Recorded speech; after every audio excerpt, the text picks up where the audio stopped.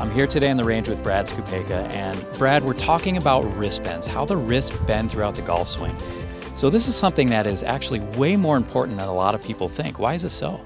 The wrists and how the golfer uses them in the swing are going to play a really big role in how the ball ultimately curves. And pretty much when a golfer hits the ball, they really have two options. They can either hit and they can extend their wrist, which is going to tend to cause shots to curve to the right, or when they hit, they can flex their wrist, and this is going to help them to curve more balls to the left.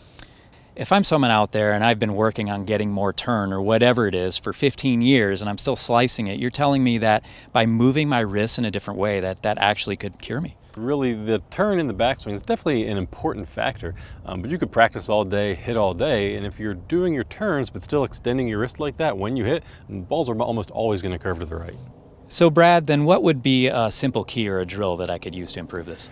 Yeah, so one good drill that I like to use with most of my students who have slicing problems is just teaching them how to flex their wrist as much as possible. So we'll make a backswing, flexing it as much as they can, and then even after they hit, they should be able to check and see that their left wrist still has a little bit of flex into it. If they do this correctly, then pretty much every shot's going to curve to the left. So you're telling me instead of working on that thing for years that hasn't worked for me, I try this a little bit, it could revolutionize how I hit it. Yeah, if you're out there practicing and you're still seeing shots curve to the right, add as much flex as you can on your left wrist, and definitely shouldn't see them going that way anymore. That's a great tip. Swing better, play better. GOLFTEC.